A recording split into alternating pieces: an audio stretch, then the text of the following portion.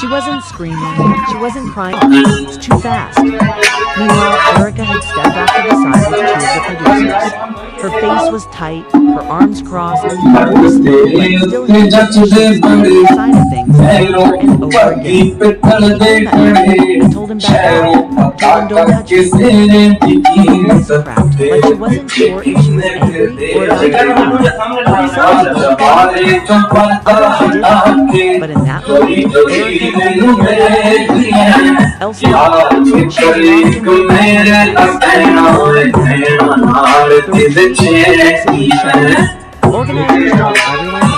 to their rooms, but nobody really moved. People stayed close, standing in small groups,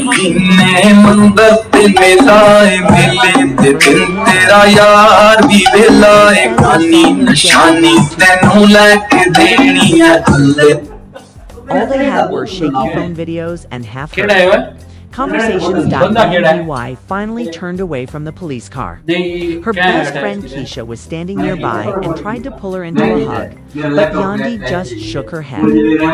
"I can't," she whispered. Her voice was barely there, like it hurt to speak. I told him not to get caught up. I told him, kept repeating that like it was the only thing holding her together. Back in the room, Yandy sat down on the edge of the bed, still in her dress, makeup smeared from tears. Her phone was blowing up with messages, group chats, family members, fans. Everyone had seen the clip already. She didn't even want to look at her own notifications. She felt sick just thinking about it. Her hands were shaking as she set her phone face down on the bed. There was no calming down. A few minutes, the lawyer said.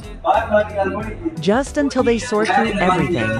Yandy closed, but the answer was always the same. Not yet. He wasn't angry anymore. Not yelling. Just quiet. Waiting. Friends couldn't stop talking about it.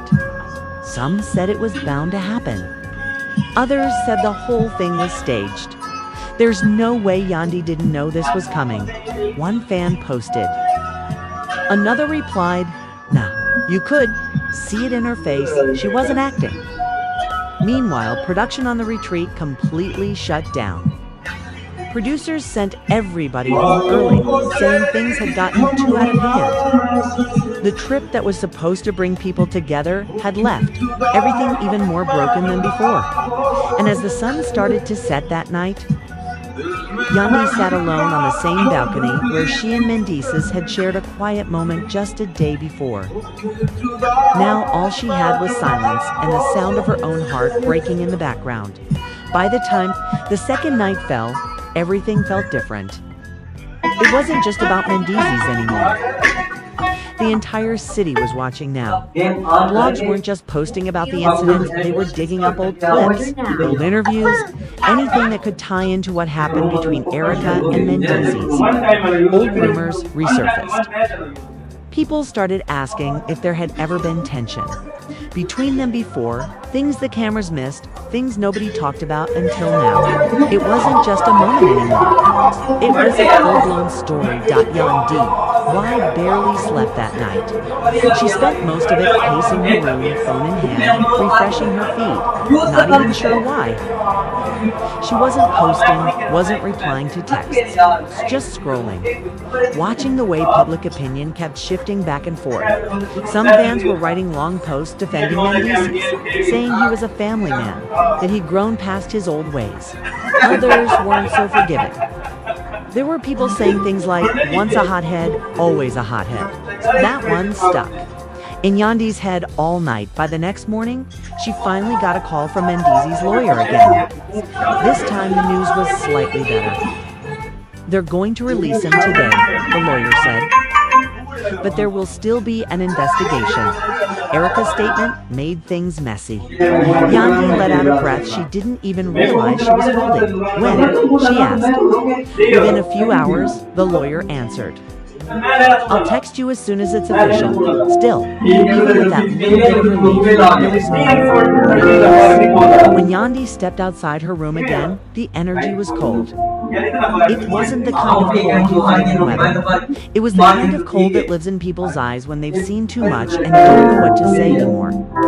She made her way to the resort's front entrance, sunglasses on again, hood pulled low. Few producers tried to catch her. Before she left, asking if she wanted to give an on-camera statement.